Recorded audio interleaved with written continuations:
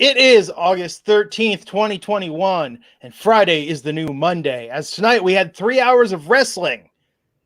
I'm Glenn Rubenstein. Welcome to the Wrestling Inc. podcast. I'm joined by Alfred Konuwa and NYC Demon Diva herself, Issa, here to break down all the action on SmackDown on Fox, on AEW Rampage on TNT. Got a little like cross TNA Impact action tonight. It was like all convergence of everything. We just could have got some Ring of Honor and NWA in there, maybe brought back some EC Dub. We could have had every promotion represented tonight on Friday. But to you first, Alfred, how did it feel in this new era of dual company wrestling, one after the next? It felt very good, and I think tonight's shows were a good night to start because you had the big promo battle between Roman Reigns and John Cena that everybody was looking forward to. So that show started hot with a lot of energy. You had a lot of energy for the AEW show as well, and then compounded with the fact that fans were just coming back, so they're already at a high in terms of how they typically react. So I just thought this was a really good night of two wrestling shows, and the fact that we did watch 3 hours, for somebody who watches Raw for 3 hours every Monday, this did not feel like 3 hours because it was one show and then another show, and both of them were pretty fast paced, I thought. Issa? Yeah, I agree. I thought it was a fun night of wrestling. I really liked the pace and the energy that Rampage brought tonight. It was exciting. It was fun. I had fun watching it. It didn't feel like 3 hours.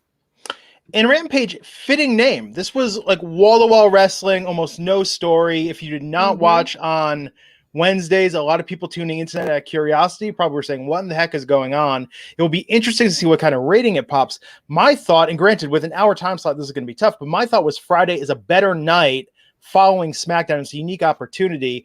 I wonder if this is an opportunity for them to get more people into wrestling that they can convert to watching on Wednesdays as well, rather than just being, tail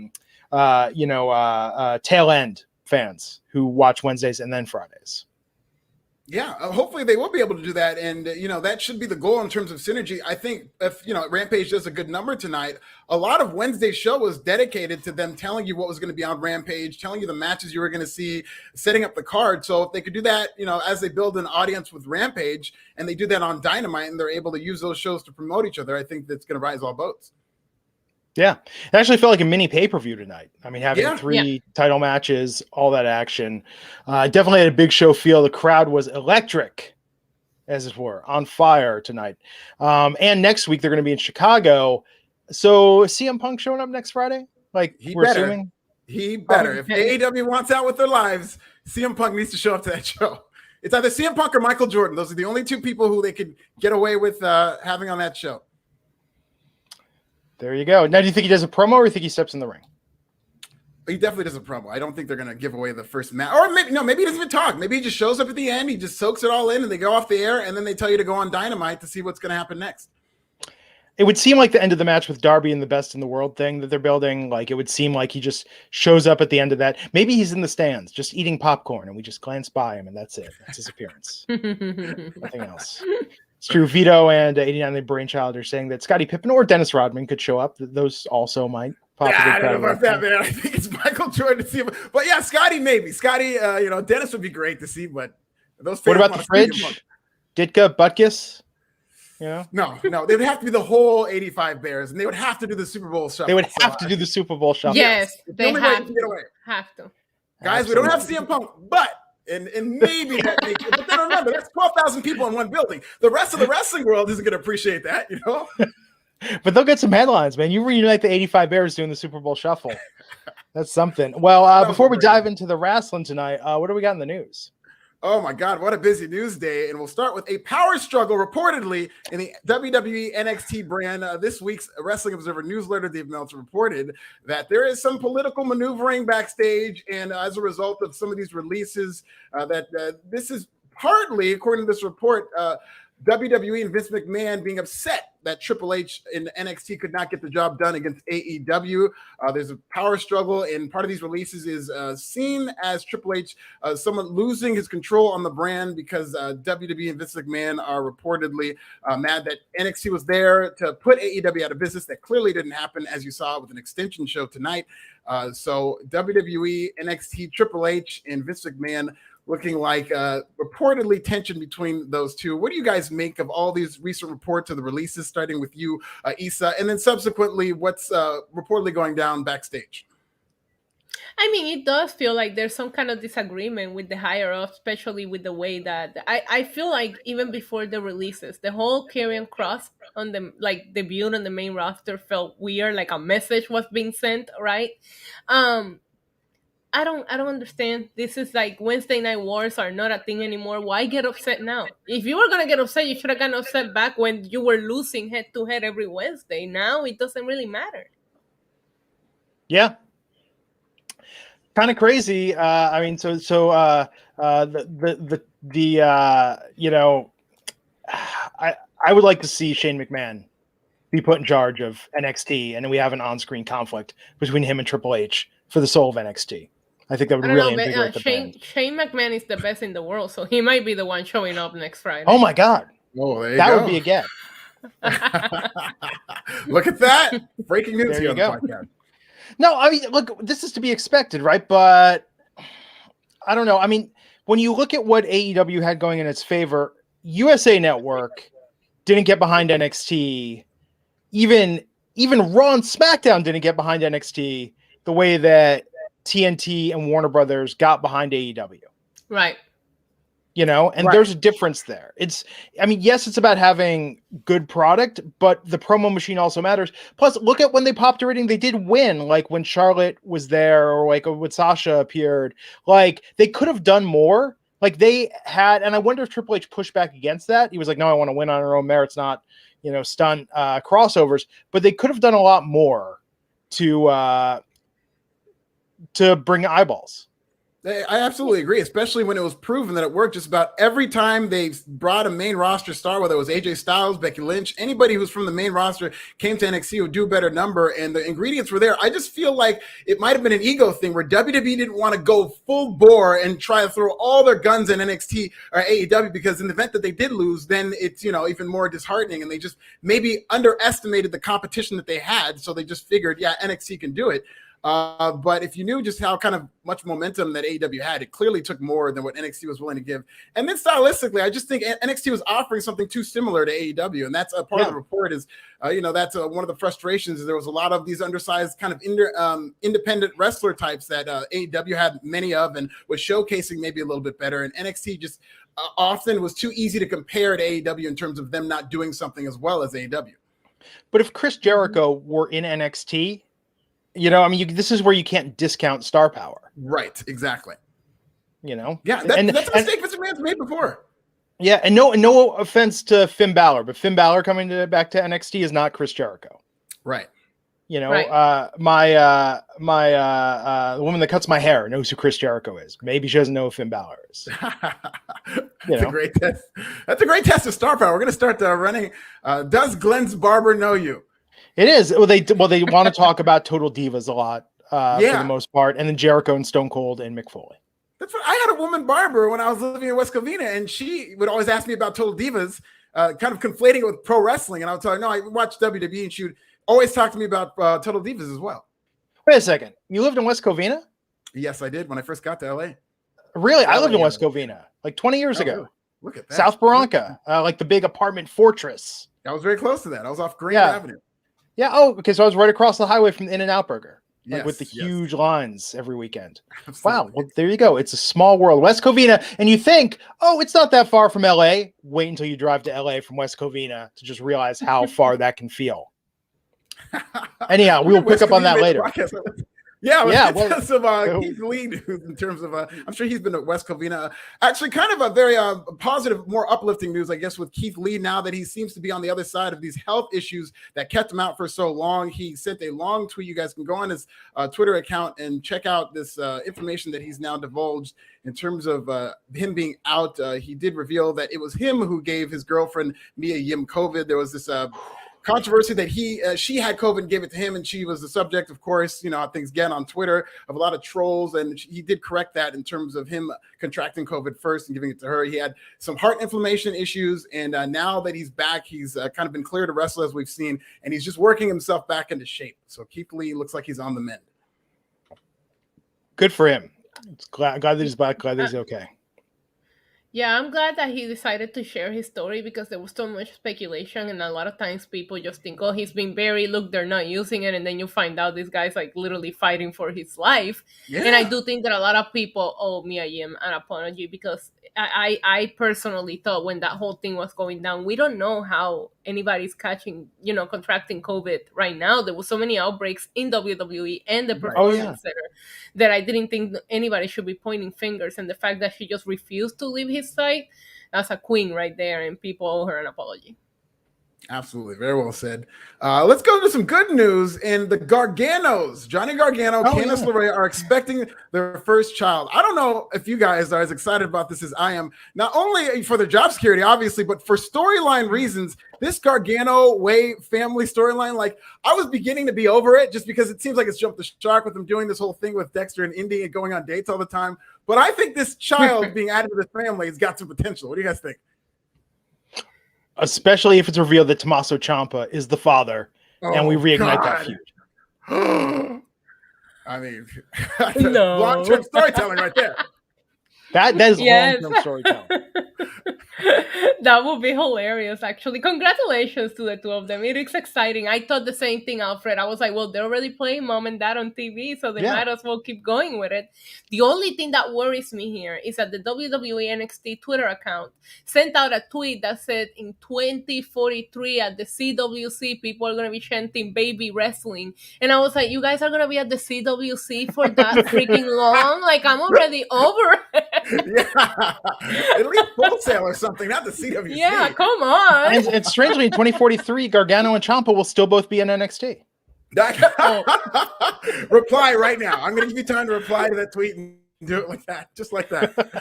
Yeah, but baby wrestling is coming. You know what would be funny is if Austin Theory came back and he started getting jealous of the baby that they're paying too much attention to. They've got to do something like that. And Gargano give him the pep talk. Hey, champ, it's not like we love you any less. Just now there's more love to go around in the family. Oh, God, there's so much potential to this. Please let this be part of it. And, Candice LeRae, for what it's worth, did say that she's going to be on TV until it's pretty much until her water breaks. So I'm all for this. I'm all for her, being pregnant on TV and doing the storyline that is already part of this family storyline that they're doing. Absolutely. Yeah. Okay, last few. So before we get to the big news, WWE is reportedly holding King of the Ring and the Queen of the Ring finals in Saudi Arabia. This was first reported by our own Wrestling Inc. They had the exclusive story, and now it looks like both the Queen of the Ring and King of the Ring will be in Saudi Arabia this year. What are your guys' thoughts about that? What could possibly go wrong? What could possibly go wrong? I thought it was April's Fool's joke. In what month are we in August? I was like, April's Fool's in August? Is this like a legit report? I mean, Queen of the Ring is going to be awesome. King of the Ring, I mean, I don't know. I wish it was all Queen of the Ring and we just had, I think, more attention on their incredibly deep women's division. So much talent there. Yeah, at the very least, it's cool they're doing a Queen of the Ring tournament, and it's going to hopefully spotlight. And I really hope they put it on somebody who's new as like a vehicle. I think Toni Storm would be a perfect choice for somebody who could just go in there and establish credibility immediately. But this is going to be the subject of a lot of pushback, as a lot of things that have to do with Saudi Arabia are. And finally, the big news is Ric Flair is reportedly on his way to AEW, as reported by the Wrestling Observer newsletter. Ric Flair recently, depending on who you believe, either quit or was fired from WWE, and now he has restarted his YouTube channel. He has a great promo right now on YouTube that I just absolutely love. You've got to watch it. And it looks like he's going to be added to the AEW roster whenever his contract, his 90-day compete has expired. You guys excited for Ric Flair in AEW, Issa? As long as he doesn't wrestle, yes. Yeah. Nah. Rick and Sting on the Turner Station one more time. Oh my God. Stop. Can they do just like a best of 5, like cinematic, like Rochambeau, little Jenga, but no wrestling, just like anything but wrestling? A Ric Flair cinematic match, and they could get like a stunt double involved. Like Ric Flair cinematic match could be epic. Yeah, it would. Good. There's a lot they could do. Camera cuts. A lot they could do. Yeah, absolutely, man. But no. Good for Rick. We'll see what it does. I think right now, though, that's the thing. It's like they need to keep the momentum going. So if they get CM Punk, they get Daniel Bryan or Bryan Danielson. If they can get Ric Flair, I mean, now is not the time to let up. If I was the Khan family, I would be thinking like, we're not spending enough. We need to rapidly scale this in the next 18 months, and then we can really be a player, you know? Yeah. And after one night of Rampage, it didn't really seem like they're going to get that much more people on television when you see how the show's timed out. Even a wrestling heavy show like this didn't really have that many additional people. So that the thought that like, oh, this roster needs to get deeper because they're going to have another hour of TV, I don't know if that's necessarily going to be true. Yeah. No. Couple super chats. Jackson Counts $4.99. Hope you're doing well, Jackson. Saying Glenn forced to watch AEW now. LOL. Great first show and what an electric crowd. Alfred, my dude. Doge Nuff said hi. Yeah, Issa. making a little bit of a comeback. Yeah, there we go. That Doge is going to pay off eventually. We're going to do it to the moon. Yes. Bad Keith Gaming $2. The NXT Takeover Media Call will be a must listen. I mean. I think it's going to be avoid a lot of the questions. Yeah, it's going to be more heavily moderated than ever before. Antoine Fair, $5, saying, how about they shouldn't have done anything? Everybody wants to get in the new car. WWE should have went on with their business. Oh, in terms of NXT. Yeah. Yeah, but I mean, the guy who runs WWE is probably the most competitive person walking this earth and does not want any semblance of competition. And, you know, even the idea of NXT was bothersome to them, let alone, or AEW was, let alone it, you know, having its own show. Yeah. Antoine Fair, $5. Trick question. Glenn is his own barber. Manscaped plug.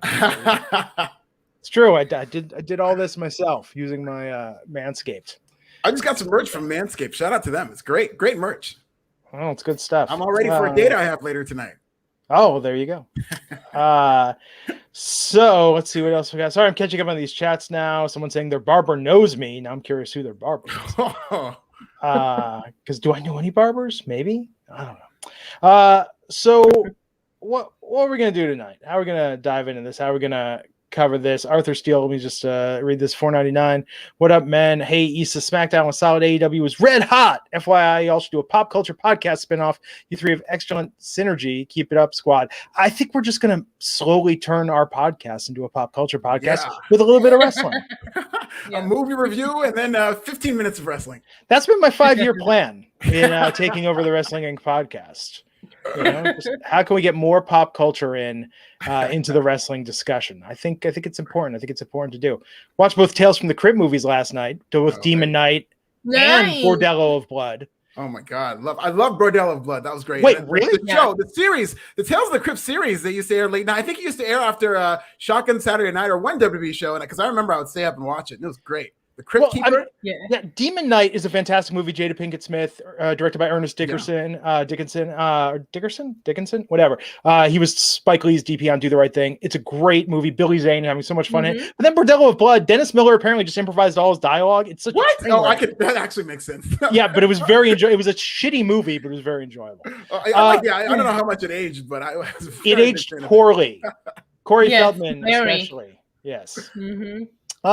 Want to talk about Rampage first? You want to talk about the Rampage? Let's give the fans the Rampage tonight. Let's do it. Or should we do that next week? Because next week might be a bigger week. Yeah, let's start with SmackDown this week. You're right. Let's start with the SmackDown, and we'll just alternate. Sure. You know, so this week we got that epic promo battle, John Cena and Roman Reigns kicking off the SmackDown tonight. Really felt like Cena put that 1, 2, 3 thing into the ground. Yeah, at least we know he can count till 3. Good for him.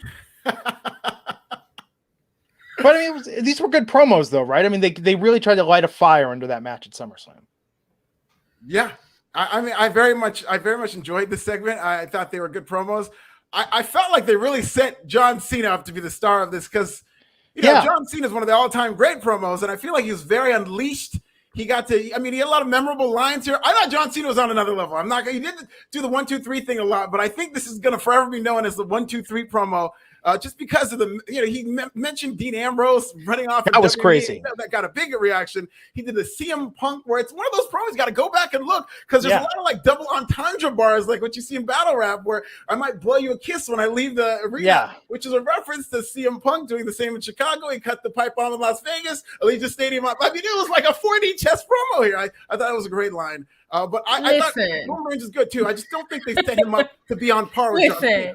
It was really cute if John Cena knew what he was talking about. Because first of all, if Roman Reigns ran Dean Ambrose out of the WWE, I hope he sent him thank you flowers because that's the best thing that ever happened to Dean Ambrose. Okay, we wouldn't have John Moxley if that didn't happen. Also, Seth Rollins is probably the only person that has Roman Reigns' number. So why would you say he almost ruined Seth Rollins? Like that didn't make any sense. I'm just saying. Listen, I thought the promo was great, but I thought that the little things that he did to pop, it will pop a crowd, right? But if you really look and think about what he's saying, it makes no sense. The best thing that ever happened to Dean Ambrose was to get out of WWE, and we all know it. Yes, no, absolutely. I mean, I don't think he was arguing it wasn't. He was just saying that he was blaming Roman Reigns, so to speak, for Dean Ambrose. No, his promos come out as clueless. You can tell he doesn't watch the product, and that's okay. You can't blame him. But him saying like nobody likes Roman Reigns when the entire front row has Roman Reigns t-shirts on, like it's just it doesn't seem very connected. I'd rather him say he wants to win the title 17 times. I personally thought that when Roman was sarcastically putting him over and he said, "And you're good enough for the WWE Championship," I like that line a lot. But yeah, the Dean Ambrose line, I thought the CM Punk, that one popped me. That one popped me when he did the blow kiss thing. Yeah. From the line that you mentioned from Roman Reigns, hopefully this is kind of long-term storytelling in that we're going to get Roman Reigns. We're in August, close to Survivor Series. That might be Roman Reigns versus Bobby Lashley. And this is something that they can, stop the tape, save this tape right here. I hope we're revisiting this podcast when Roman Reigns and Bobby Lashley are coming face to face. And Bobby said, "What is that you said about John Cena being able to beat me? Like, I'm on the same level as you, man. Like that's what this should be setting up toward." And really just after what John Cena said, him saying that, like, if you lose, you'll be the biggest embarrassment ever and this, that, and the other. Like, Roman Reigns better win this match. I'm just, I don't think Roman Reigns should lose this, but I do think there's a possibility because, Ric Flair's going to AEW, you want to erase that record. You never know. Yeah, but I don't know. I think that'll be his final run when he breaks the record. I think that's the note. And that's another thing. Like, why is it not being brought up by either one of them in this case that Roman already beat him clean? 1, 2, 3, clean. So why are you not saying that? You know what I mean? Like, I don't know. Maybe they think that we need to like forget some Men in Black flash does. Not me. I remember. Yeah, I think Roman Reigns was kind of cut off. He was just kind of limited the way he was scripted tonight. I thought what he had to say was fine, but he even said, like, they had him say, "Well, I'm not really a promo guy, so you take it from here, John." And John just went to town on him. And like Roman Reigns didn't get to be that tit for tat, and that's what I thought they were going to do, or at the very least, position Roman Reigns to be the guy who drops the mic and walks out on John Cena. I thought the Nikki Bella line fell a little flat. They've gone to that well too many times. Yeah, but I will say that in 2017, when they first feuded, you could tell that Cena and his promos were getting to Roman. His expression, he was getting all clustered when he talked. So for Roman to now look at him and almost undermine him, like, okay, is that good? You're good? Let me laugh about it. I did think it showed a little bit of growth in his character where it's like, doesn't matter what you have to say, you're not going to get to me this time. Good point. So we went from that to an Intercontinental title match, Shinsuke Nakamura versus Apollo Crews. Shinsuke, I mean, Rick Boogs is over, man. Yeah, he is. That act is over. I really like this. Is the right decision. I'm kind of sad for Apollo Crews because he's just kind of been on a downslide since they have brought the fans back. But this act is getting hot, and it's good to see them get a title to where it's more credible and they're less of a joke because I think they're really starting to connect with these live fans. And I never really saw him as much. They were very funny always, but now that he's getting wins and getting a title, I think this is good for him. I like Apollo's new character. Well, not new. It's been like a year. And I like his intensity. And with Aziz, it's good. But I just don't feel like that's connecting with the audience because I feel like the material of his promos hasn't. I mean, you really have to step it up a level when you've got Shinsuke who's practically moonwalking to the ring. And then Rick, which is like just 80s hair metal personified. You really have to bring up the intensity of your promos and character if you want to get a reaction from the fans on that level. Sure, but that's been the problem. They haven't given him, like, he hasn't gotten to talk. Like, the whole pandemic was, I think the mistake they made is they spent the whole pandemic with him cutting these promos and building this character. And once they built the character, I think they just assumed people were watching and they got it. But it's like, you would kind of have to reboot Apollo Crews. I bet you half of this audience live didn't even know that he changed his accent, because he hasn't gotten a chance to go out there and really cut these promos and explain why he's dressed like this and walking around with a giant to the ring. Yeah, it's, I don't know. What did you think of the match, Isa? I mean, the match was a lot of fun. I'm just really happy that the title is on Shinsuke. Just because I am a Shinsuke Nakamura fan, I feel bad for Apollo and I feel bad for Big E. The IC title has felt so underwhelming. So I'm hoping that something like takes off from here with Shinsuke, especially now that he's so over and is such a crowd friendly, pair up. I hope that this title gets in the car at SummerSlam. I hope it's a multi-man title. There's so many talented dudes in SmackDown that are not even in the card that I would love to see some kind of like multi-man title like match for the IC title. Yeah. With Shinsuke retaining, of course. But yeah, I feel really bad for Apollo and Big E, and I hope that this is not the start of them just going down the card again, because they worked very hard for what they were doing, especially Apollo. So I really just want them to rebuild him in front of the crowd, like Alfred said. Yeah. And it's one fair $5 saying Roman can't let Cena say the system protects Roman when he was the one who WWE protects from everything, including hangnails. Right. Agreed. You know, if there's no better sign of WWE protecting John Cena, it's that, they let him make a movie after the first Marine film. We're going to give you another chance. But he did get it right eventually. Yeah, he stuck with it. So just Lopez $4.99. John Cena was saying a lot cap at the start of this promo when Roman is the best thing in WWE. Cena saying the same lines he said in 2017. I feel like Cena could use a little bit of new material. I mean, this was relative. Oh, come on. Like, he used some new material. Like, talking about Dean Ambrose and CM Punk certainly aren't things that he's done in the last few years. And the CM Punk thing, especially because he's on his way back. And it's a really weird thing that they're doing. I mean, he didn't mention CM Punk by name, but he did mention some. I thought this was a very creative promo by John Cena. I do understand that, maybe it wasn't the, groundbreaking in terms of how he was insulting Roman Reigns, but I did think the delivery was there. And in terms of, the promo was creative to promote Rampage, because all he did was mention the freaking AEW. He really did. I'm saying if you pick out the specifics tonight, in his pocket, clearly. Compare this against his promos against AJ Styles in their feud, which was also great. And this was Mad Libs. He was just changing some of the, you know what I mean? Like, it was a little interchangeable. That's what I'm saying. And I like the John Cena promo. My favorite John Cena promo was the inspirational one where he, just goes up and rallies the crowd. But for this, this was good, but this was just kind of like the remix update of what he does.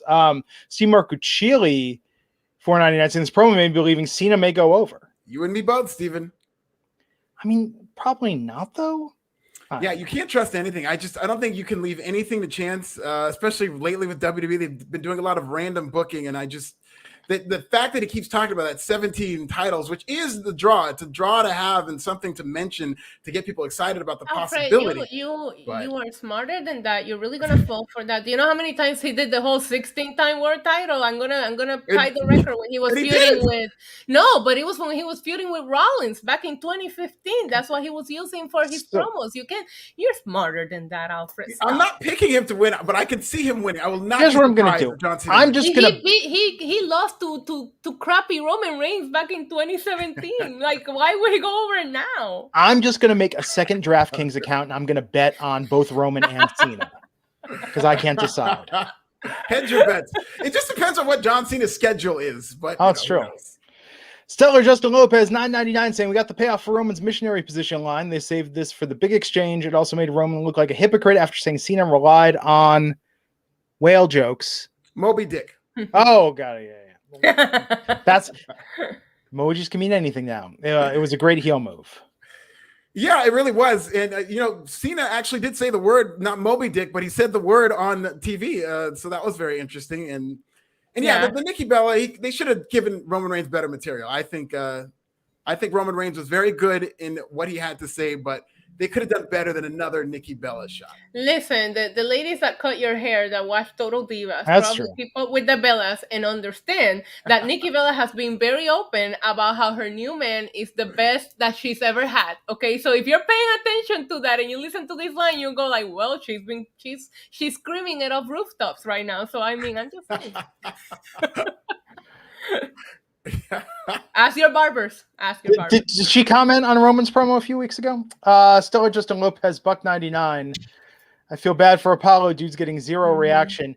it's like it's not a jingoistic character, but it kind of is. I don't think it has anything to do with it. I think people just don't know what the hell this guy like these live fans are just families, are the people who are not watching WWE when it was, shut down. These are people who want to go to shows. And I think there's a new kind of bolstering of people coming in there. And I just don't think they quite understand. He's not getting heat for anything.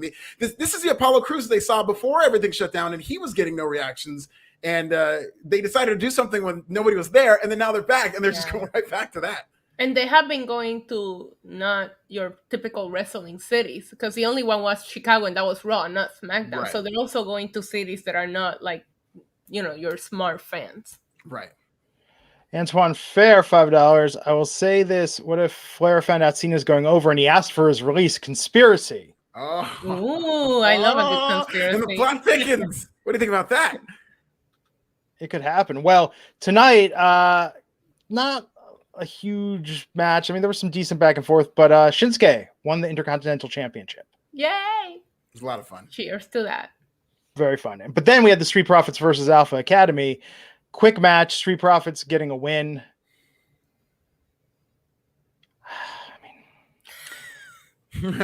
Alpha Academy. What can we say about Alpha Academy? There's not enough time. Yeah. Yeah. They should be a stable of guys who lost the best thing about, Otis was super over and he was this charismatic guy, and they took that all away. He joins Chad Gable. Same thing. We have this wild hair and, it was great, but then they made him Shorty G and took that away. And Elias should join them next because they're taking his guitar away. He's just going to turn into another guy. So they should just. And Baron Corbin. All the guys just strip you of all your charisma. Yeah. Yeah. Chad Gable should become a self-help guru, Yeah. Otis did look good, though. I will say, if I wouldn't have known what his potential was with how he was a year ago or whatnot, and they just used this guy as the debuting monster, I would have been very impressed because he's very country strong. He looked good as a wrestler in there, but it's just very hard to take this character any type of serious knowing his potential this time last year, really. Yeah. Street Profits got that win. Seth Rollins. I don't know why it didn't occur to me tonight. I feel like 3 or 4 times a year, Seth Rollins presents a video package. I put together this video package, and I just picture Seth with Windows Movie Maker or iMovie, just editing this together from all the footage. But yeah, this was all about Edge tonight. How do you feel? You hyped? You hyped for this? Hyped for this, Issa? I am very hyped for this. I think this match is going to slap. I thought this Seth Rollins was amazing tonight. I really liked his promo. I liked his delivery. You guys will be proud of me. I didn't like this suit. I know I'm always in here talking about how much I like his outfits. This one I didn't like so much, but I love seeing that seriousness of Seth Rollins and how he said, that he's doing everything that Edge did, but better. And I did like how he swerved the crowd when he said, you're going to get Edge Light instead of Edge. I thought that was fun. I thought this Seth Rollins was a lot of fun, and I think this match is going to be probably one of the ones that I'm the most excited about when it comes to SummerSlam. Yes. No, I agree. I thought this was a very good promo by Seth Rollins. I think he's been doing very good work with Edge, and he's kind of reverted back to being kind of serious, although he still does wear the suit, but he's not wacky. And he's got his character's getting dark in terms of wanting to end Edge's career, which is something that's the next feud Edge has. There has to be a moratorium on, I'm going to end your career and break your neck. That's what everybody has said to Edge since he's come back. But, Seth Rollins did a very good job of, very convincing in terms of this promo. And I actually did like his suit. I thought this suit worked for me. I really liked how he put it together. Antoine Fair, $2 saying it's Issa saying slapped for me, LOL. Alfred, to your point, I just wanted to add that at least Seth has that history of almost really taking Edge out. So out of all of the, the feels that Edge has had, this is the one where this line should be used, but it's being so overused that it doesn't have the same impact. Yeah. And Seth Rollins is doing a good job with that. You're right. Just specifically referencing that and saying that this time around it's going to be different. I like that. Yeah. Should have referenced the real life incident with Sting. Maybe you'll get a spot on AEW. I mean, why? If they're talking about Dean Ambrose, just go for broke at this point. 2 Shield references in the first hour, by the way. Yeah. Mm-hmm. The Mysterios versus Dolph Ziggler and Robert Roode, and this match for me made by the Usos on screen cheering on Dominic. They were funny. I don't know if you guys watched Jesus and Miro, but this is what that kind of reminded me of. It's like if Jesus and Miro were doing commentary on wrestling and they were just riffing. I thought the Usos were very funny. I just didn't like that they had, Dominic have to just kind of freeze and watch them. It's like, come on, man, you're in a match. Let's go, Dominic. God, yeah. They keep teasing that turn though, right? Dominic is gonna turn on Ray. Oh, I can't wait. If they lose at SummerSlam, it's over. Yeah. So the Mysterios won due to the Usos' encouragement, them chanting 619 again and again. That's amazing. Yeah. Good for the Usos for doing that for them. Let's talk about Baron Corbin. I think I turned a corner back towards loving this tonight because he was asking the audience for $1,000 each, and he had a credit card reader on his phone. This is good. When they make him seem like he's poor and like destitute and homeless, that is not funny. But when they make it seem like he's got like that he's rich poor in his mind, that he's lost everything because he needs like, $100,000, that's kind of funny. Yeah. I think what really and worked, his iPhone. Yeah. Go ahead. No, go ahead, he said. No, I was just gonna say his iPhone is on his mom's phone plan. They made sure to mention that. Hey man, stay on that as long as you can. I was on my parents' health insurance well into my mid-20s, Oh yeah, me too. You and me both, my guy. Yeah, you gotta rock that, man. Now my mom's on my cell phone plan.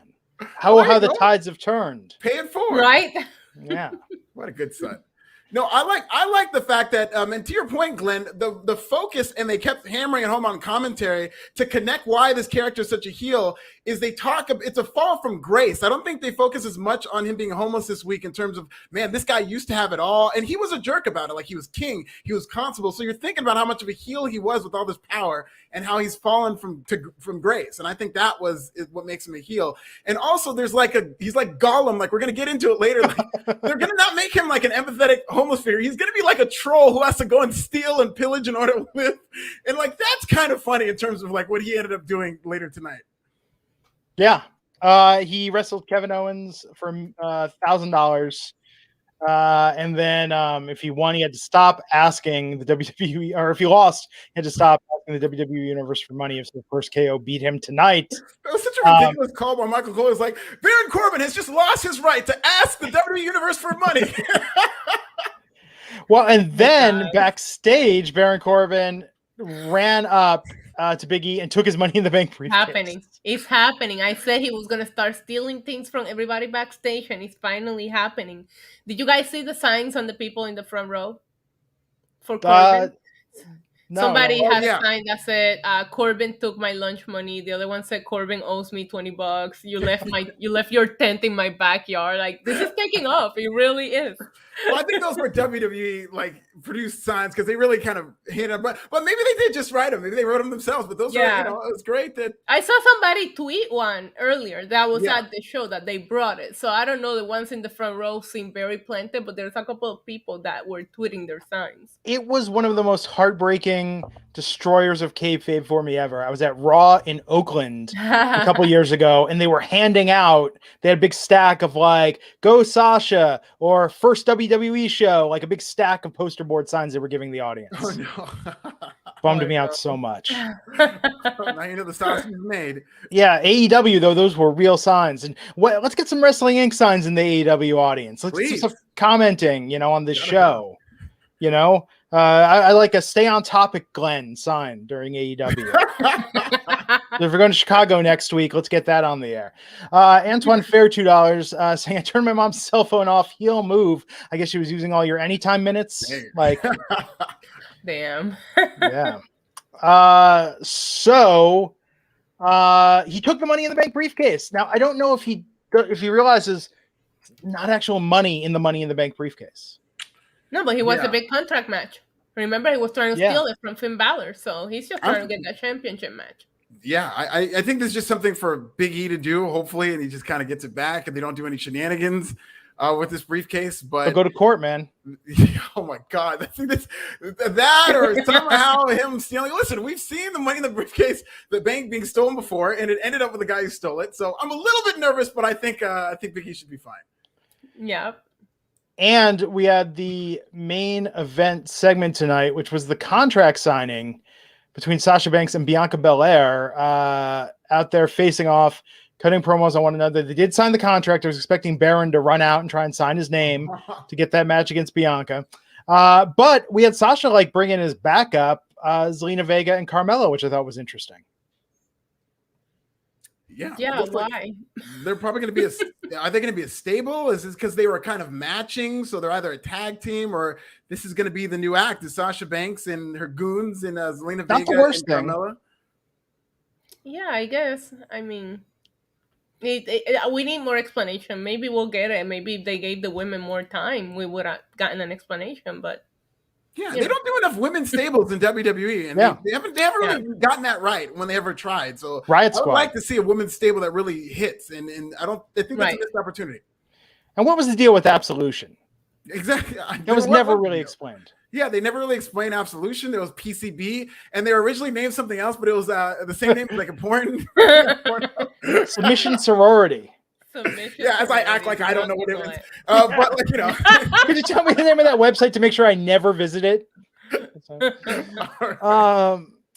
Alex Sportsmouth, Buck99. I'm really loving Corbin and Dr. Britt Baker, DMD. Britt, man, so over tonight, and we'll talk about that. But man, Sasha throwing shade on the braid tonight. Oh, it stink. Yeah, and submitted her with her own braid. Yeah. That was a great visual.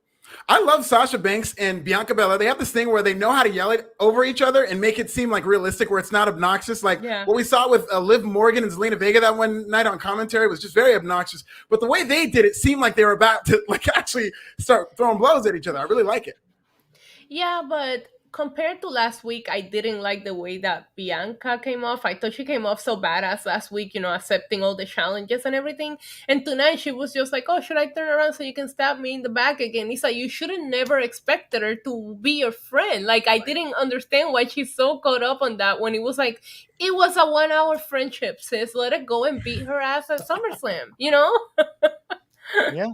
That's all. I get it. So that was SmackDown tonight. Man, do you think Vince at least asked Fox, like, can we just go a couple minutes over? Is that okay? Yeah, I was surprised there was no sabotage like that, where they're just like, coming up next, WrestleMania 31 or something, you know? Oh my God. But it was a decent show, but yeah, they got to build SummerSlam. Next week better be hot, because SummerSlam is the day after. So next week, we go SummerSlam on Saturday, TakeOver on Sunday. And both of you are going to be in Vegas for SummerSlam? Wow. But the next night, we're going to be together for the TakeOver podcast. Yes, we are. Yeah, I'll be home by the next night. Okay. If you want to go to my house, I think the internet's working there. I'm not there. Oh, that might be fun. But, you know, I'll give you a key code. Okay. Yeah, you can get in. We'll make some blogs for our channels, Alfred. We'll just like I got Glenn's house tour on our house tour. Channel. I got a halo light in the garage, so you can set that up. And got a little thing to hold your phone. So let's talk about Rampage. The people have waited for our Rampage coverage tonight. So Rampage got started really hot tonight. Love these graphics. This show just looks fantastic. It makes Dynamite look like they got to step up their game now. Oh, wow. I think so. I mean, I think the presentation is just fantastic. But we open with Kenny Omega versus Christian. So I was not aware Kenny had all the belts, every belt in existence. And he was belt collector. Yep. Yes, and he was competing against Christian Cage tonight for the Impact World Championship. Now they're going to have another match in an upcoming AEW pay-per-view. But what did you think, Alfred, to you first, of this to start AEW Rampage on Fridays? I thought it was a hot match. I thought, the crowd was really up, and I thought that both guys delivered. I loved Christian in this match, and, Omega was great. I thought it was weird. Me and Justin were talking on Wednesday about this match being made, and I still am against it. I still am against the idea of Kenny losing, which is what I thought was most likely to happen. But I get it, especially if they run it back with like a winner take all. And you did need something for this Rampage show to come off as like a major league show, and having Kenny Omega beaten for the first time since Full Gear, and they really kind of hammered home how he was pretty much invincible. I thought this was great how they did this. So I thought the match was really, really good. I'm very torn here because I didn't like seeing Kenny Omega losing, and I personally hated the ref spot. The ref was caught up with Dunn for so long. It was like almost like a minute, and I was like, okay, that's a little too ridiculous. They could have just cut that a little bit because he I know we're supposed to suspend our disbelief, but come on, that was, I don't know. Maybe I'm just nitpicking here, but I mean, if you want to make an impression on your first show, that's how you do it. I mean, Kenny Omega was been clean tonight. That's incredible. Like, listen, they're not messing around with Rampage, obviously. And I haven't seen Kenny in a while. Don't know what to make of the new look. Oh, the facial hair?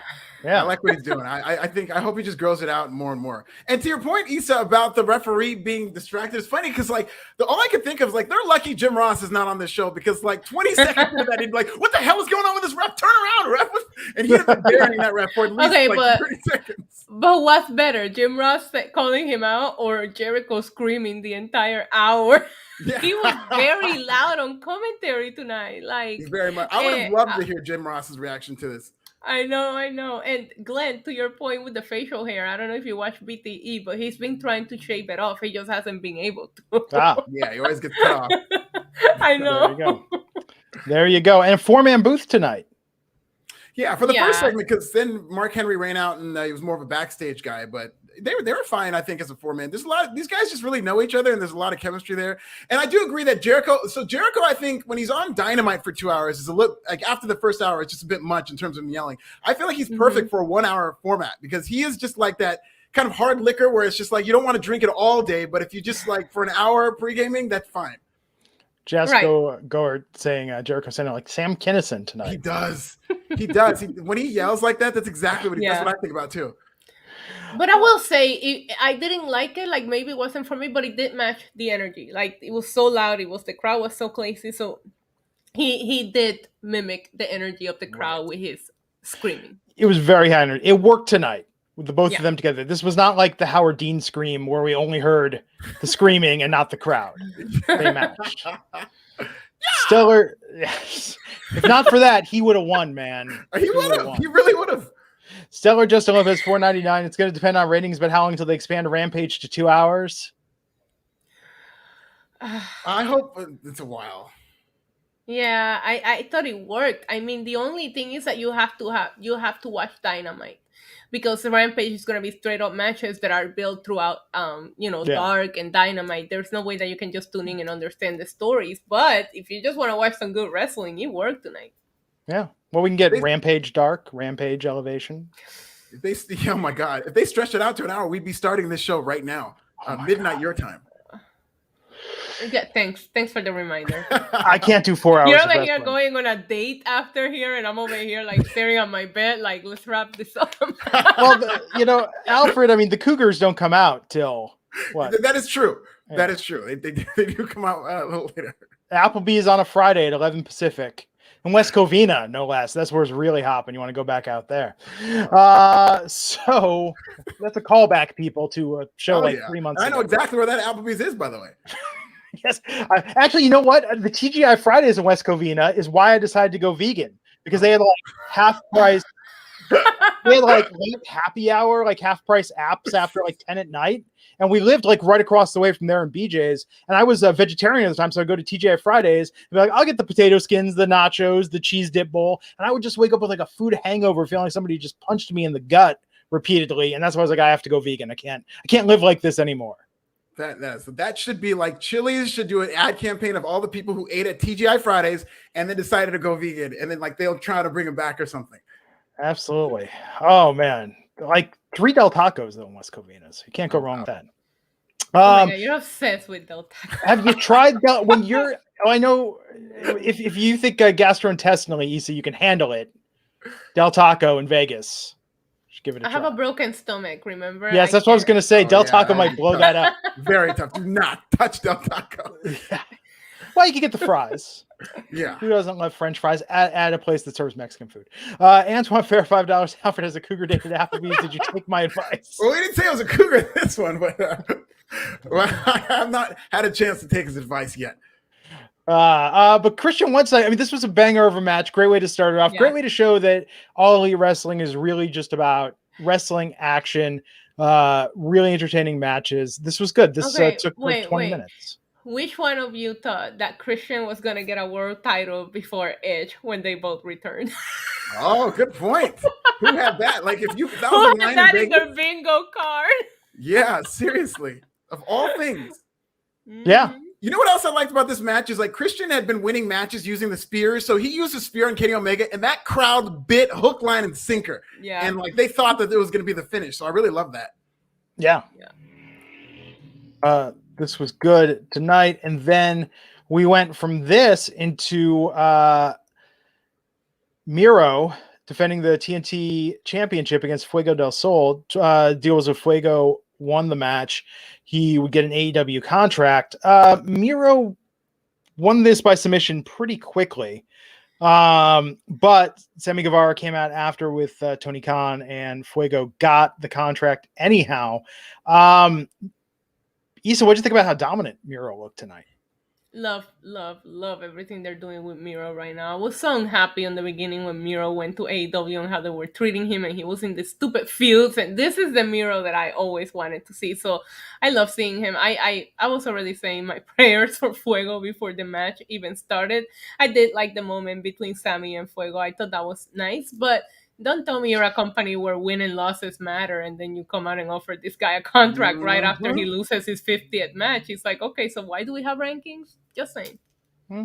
Yeah, and like what the Miro looked good, and he was definitely dominant at the end. But they did give Fuego del Sol a lot in terms. It did give me like 1, 2, 3 Kid vibes, where he hit him with the tornado DDT, and they called back to where Lee Marshall was effective, and he did it again, and he did it a couple of times. And I just thought like there is a possibility Miro could lose. Like this Rampage show needs headlines, it needs to get people talking, and this could have very well been something because the stipulation was not only would you win the title, you'd get a contract. So I thought whether it was count out, whether it was him pulling off a shocking upset, there was a universe where you could have lost, and I think the fans kind of understood that. But he did win toward the end, and I absolutely hated the fact that not only did they, kind of poop on wins and losses, but what about breaking their stip? This is supposed to be the company that honors their stipulation, and a lot of these AEW people were very vocal about NXT breaking their stipulation with Indy Hartwell, and rightfully so. I will be paying very close attention. You keep that same energy for what you saw tonight, because this was them telling you and marketing this match is, oh no, Fuego del Sol, if he wins a contract. He lost, and that night immediately Tony Khan comes out with a contract, says never mind. Yeah, so Miro ripped the contract, and then they were like, oh, we printed 2 copies. We got ink,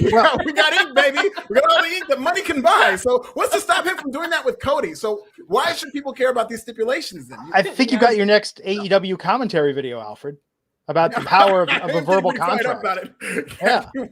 They better hope I don't have another hour left. Yeah, verbal contract is binding for 2 years, even not written. So well, there you go. We can bring in a lawyer. So maybe that's where this goes. Yeah, absolutely. Then we got this promo with Darby and Sting. I thought this was really smart, building up next week's Best in the World match. They're facing 2.0 in a tornado tag. So Sting's gonna wrestle. Yeah, he's gonna wrestle next week. I think 2.0 has had the most unlikely comeback in all of wrestling, and I just think that they're very entertaining. And it'll be very interesting. I'm glad that they got Sting. I'm just very surprised that they didn't have something for Sting on this show. I felt like all hands on deck relatively, and you would actually get like a promo or even a match from Sting tonight. Yeah, I was kind of the same thing with Moxley. I would have thought after the SmackDown mention that would have been a great. Oh God, a little clap back. Yeah, why not, man? I mean, go for it. Let me tell you something, Joe. Were you guys not distracted by Darby stealing Catwoman's gloves when they were standing in the rafters? Because that's all I can think about when you mention Darby in this show. Not CM Punk, not the promo. I just kept thinking about Alfred's latest video and the AEW weather report, which I showed my wife after that. And I was like, this is what now, every time I see Darby, this is what I think now. I should have used nail polish for those while I was. No, the gloves with the listen. I'm just saying that was slightly distracting, and then Sting is just standing there, just hanging out with his son. Like it's weird. But easy payday. Yeah, they didn't do much with Sting or Darby tonight, and it looks like they're heading for Darby Allen versus CM Punk. Do you think that's the right first feud for CM Punk? I really do. Okay. I don't, and he's probably going to win, which I don't know if I'd agree with that, but I do think that Darby Allin and CM Punk, I think creatively it would be very fun to see. Right. I mean, there's so much. If it's going to be a feud that doesn't really get built up the way AEW likes to do the long-term storytelling, they're going to have 2 weeks to build this up. So I guess I agree there. This is the easiest one to build up with Darby. Anybody can just build a quick feud, you know? Yeah. I'm here for CM Punk versus MJF. That's Me too. Me too. Oh yeah, that'd be a lot of fun. That's going to be the best one. So Mark Henry backstage talking Britt Baker and Red Velvet via video to build tonight's match for the AEW Women's World Championship. What do you think about the build for this, Alfred, and the match itself?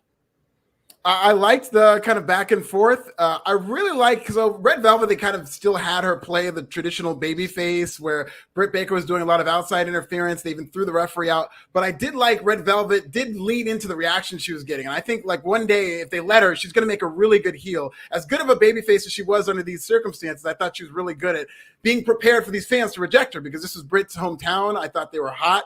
I liked the interview, the pre-match exchange. It's very much like boxing where they kind of go backstage with the boxers before. I thought that was really good in building this up. But, more outside interference, and this is like the second world title match that had some shenanigans and whatnot. But I did like what they did with this main event. Isa? Yeah, I thought it was a fun match. I like the build-up. I like the pre-match segment as well with the question and I like seeing Mark Henry backstage more than in the 4-man booth. You know, I thought that was more efficient. I just really, really like everything that they're doing with Britt Baker. I think she's amazing. She's so over. And I don't think this is just of course, she's going to be more over in Pittsburgh, but this isn't a Pittsburgh thing. She's been getting the biggest reactions of the night in every city, in every event that they do. And they need to just capitalize on that. I love seeing, while there was a lot of outside intervention, I did like seeing more women come out because I feel like their women roster is still too thin to have credible contenders for Britt Baker, so they really have to build on it. And I did think that Red Velvet did awesome in this feud, and I really enjoyed everything that they did together. They had good chemistry, and I thought that Red Velvet worked as a heel in the match a couple of times, and I would like to see it. I would love to see her as a heel. Yeah, and Britt won by submission. After the match, Baker went to hit another move on Velvet. Chris Statlander tried to make a save, but got attacked by a mystery woman who's revealed to be Jamie Hayter, who we haven't seen on AEW in like 2 years now. Yeah, kind of deflating. It's cool that Britt's going to get this heavy, and I think this is going to be the path to her eventually being a face as a Diesel Shawn Michaels formula. But it's just, given all the free agents who are out there, I think people were looking at Jamie Hayter like, oh my God, who is that? And then they didn't know, and it just got really quiet, and then they went back to chanting for Britt Baker. But, it's good that Britt Baker's getting more activity around her. Yeah, I didn't know who she was, and it took me a little bit to kind of like remember her because it's been so long. I almost wish they would have introduced her differently and kind of like refresh your memory. But yeah, I do you think we're getting Statlander and Britt Baker at All Out? Oh yeah, for sure, absolutely. Yeah. Okay. So is Chris still an alien? Is that still a thing? It was. I was debating with Justin about this a little bit on Wednesday to where I don't think they've been saying it as much, but I guess it is still part of her character. But I do remember before her injury, they would always put that over that she's an alien. That's another thing that Jim Ross would just always lose his mind over. Yeah. I mean, this was just wall-to-wall wrestling tonight. If I have any critique, it's that I think, we talked about earlier, I think this could be a gateway. Let's see what the rating does. If this pulls a better than expected rating, I think they're going to realize this is a chance to get new eyeballs on the product on Fridays. Oh, certainly. Yeah.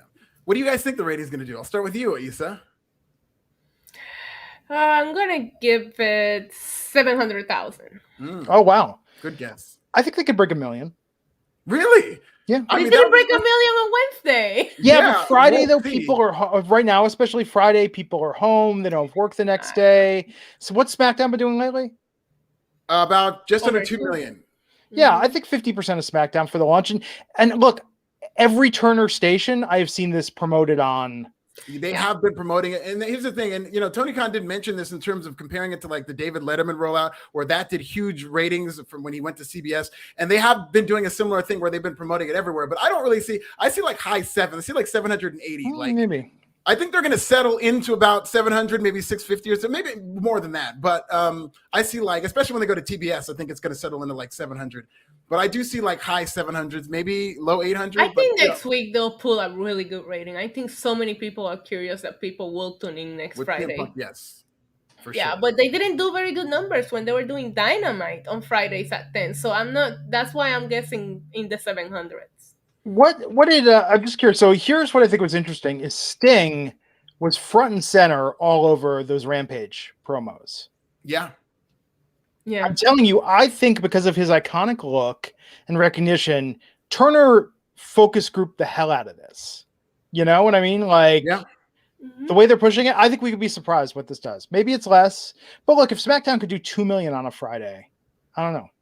Yeah, they did say that it was tracking well, but it would be astronomical, honestly, just because, especially based on the audience that AEW gets, they get a lot of those 18 to 49, as does SmackDown kind of, but SmackDown's been like, it's on a network show, and AEW to get that audience on a Friday at this hour, that they're, 2 hours after SmackDown, to get that type of audience, which is really late night on some parts of the country, would be really impressive. Yeah. So it wasn't easy to digest show though. It was so nice. Yeah. It went by fast, good action. So I mean, I feel when people do start tuning in, that if they keep it this good, they'll stay watching it. And that's the thing, an hour is going to average out better because of it's shorter. Like I think there's a lot that's attractive about an hour. Even NXT when it was an hour was an easy to watch. I mean, NXT used to fly by when it was an hour. Yeah. Antoine, I'm going to get to your super chat in a moment. First, Alex Sportsmouth 499. We know CM Punk's mic talent. So would that promo part of a possible feud hurt Darby in any way? Love the show. Always stay safe and God bless. I don't think so. I think Darby is such a big star that it's very hard to hurt him just because of a promo. And I don't think Darby Allen is going to rely on trying to beat CM Punk in a promo off. I think he's going to do a lot of that with, those videos, those films that he did that got him over and became such a big star doing, where he's going to make films about CM Punk that I think are going to be just as interesting as anything CM Punk has to say. It's true. Darby Allen is like, and I mean this in the best way, such like an art school nerd that like, it's beautiful what he does with his videos. Yes. And I think that he can go toe-to-toe without having to do a traditional promo in this. Exactly. And if it's a shorter feud isn't going to hurt Darby at all. If CM Punk just kind of comes in, redebuts, does this match, and then moves on, I don't think that's going to hurt Darby in the long run. I think whatever happens, Darby wins. The exposure alone that he's going to get when people find out, hey, CM Punk is back and he's going to feud with this guy and they're going to fight on this pay-per-view. Like, there's going to be so many people that probably don't even know who Darby Allen is that will tune in just to watch this. He's gonna do well no matter what happens, even if he doesn't cut a single promo against him. But imagine all the things CM Punk could talk about how like he put his life and health on the line so many times for wrestling. He sees what Darby is doing. Like, there's a lot of ways he can put him over while at the same time going toe to toe. It's gonna be really interesting. I'm looking forwed to that. I think. Do you think it's like a custody battle situation where he wants to mentor Darby Allen and him and Sting go to court and like? Yeah, could you imagine that in the comics if like Batman and Green Arrow were both interested in Robin, and they were like trying to woo him over to be their sidekick? Robin came out as bisexual this week, I heard. So it's about time. Congratulations to Robin. Tim Drake Robin, not Jason Todd, who got beaten to death by the Joker. He's back though now as the Red Hood. Yeah. You have that Lazarus pit that does bring people back, and you can. Yeah. Nobody dies. Dick Grayson, of course, is Nightwing. Still, can we talk for a second?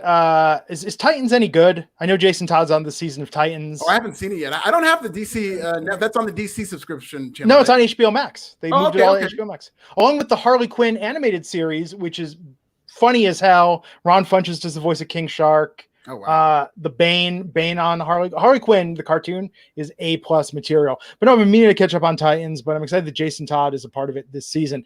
Okay, so so we got two about. Let's talk about this. But I think all in all, we say thumbs up for AEW. Love the show. Thought it was a good Rampage show tonight. It was a good time. Antoine Fair, $5 saying, Alfred, could we talk about your diversity video about the current wrestling companies today and how it's odd that WWE is the most diverse after 60 years? Following up on that, Nightmare Knee with $5 says, Alfred, your commentary on AEW and its lack of diversity after promising to be the most inclusive company soured me on them a tad bit. So first off, Alfred, where can people find this video where you did the AEW weather report?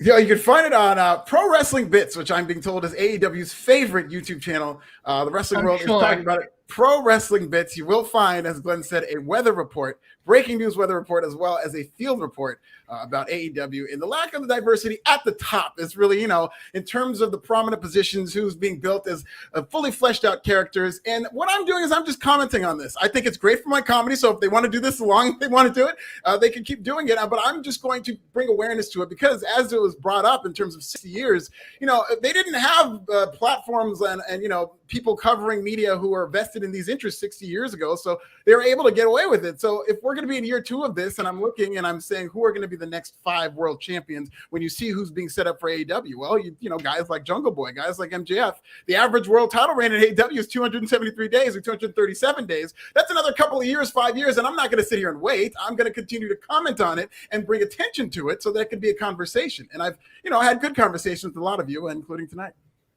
No, I think the way you use comedy to make the point, I know you've been talking about this for a while, and I agree, especially when we're talking about the lack of black talent being at the top of the card, especially in the men's division.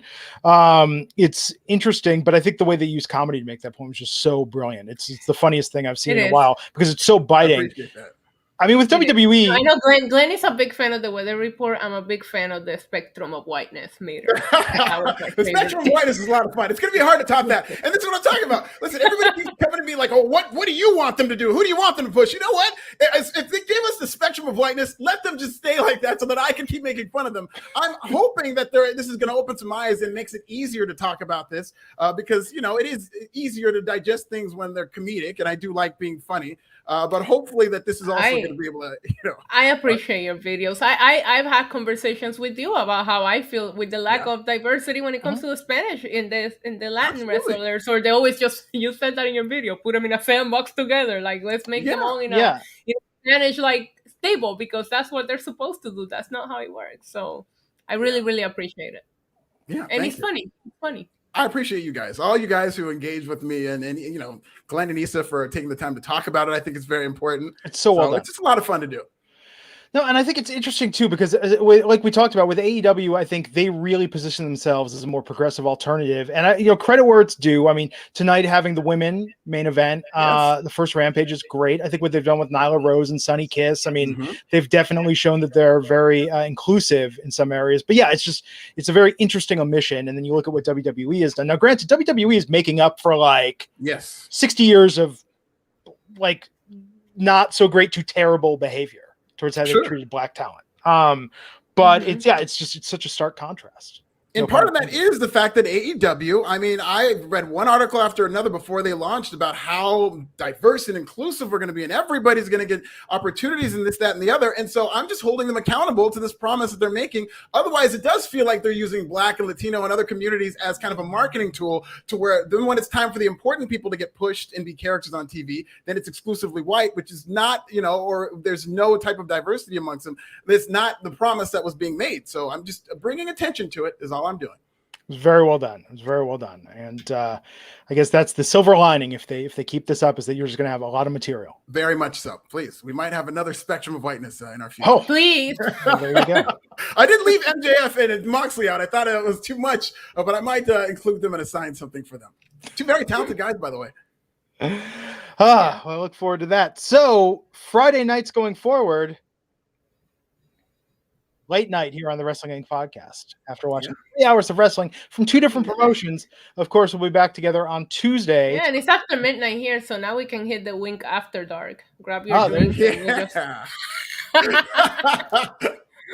We'll go in a different direction with the podcast, and Raj will fire us all. Go that sorority. What is that? The sororities? The submission sorority. I do. Come on. I mean, you have to admit, when WWE steps in it, they step in it so this company doesn't do anything small. They step in it so big sometimes. Yeah. And it's just so much joy that it brings me. Okay, so we're gonna be back Tuesday to talk about NXT. Please don't let there be fallout from all the changes. Please don't have Triple H locked out of the building. Oh no. Although if Shane McMahon shows up, come on, this would be that'd be a pretty epic storyline. It really would. This is gonna have Stephanie annul the marriage and everything. It's gonna be a mess. Oh no. Hey, this would be great for the ratings if they did any of this stuff. Oh my god. I'm telling you, they should just do the HBO series Succession, but Yes. in WWE. Yes, this Over would be a NXT. much more interesting story. I would love that. Okay, long term, it would be a little much to see the McMahons on TV on NXT, but if NXT's going down the pipelines, this would definitely save them. I want to meet the cousin Greg of the NXT of the McMahon family. Oh, the McMahon family. That's Yeah. probably his brother, Ron. I think Ron McMahon or Rob McMahon is his brother. Does he have a child? Yeah. That would be the cousin I Greg. believe he does. Yeah, I think he does. Yeah, he has 2 kids. He has 2 pretty big kids, and I think one of them could be cousin Greg. Okay, there you go. Okay, everyone. So we'll see you back here on Tuesday. Everybody have a great weekend. Of course, Monday night, tune in for Raw. Yeah, catch you next time on the Wrestling Inc. podcast. Tease it. This is Nasty. Go there. He's got links to his videos. They're great. Check them out. NYC Demon Diva. That's Diva with a 1. I'm at Glenn Rubenstein, and we will catch you back here next time on the Wrestling Inc.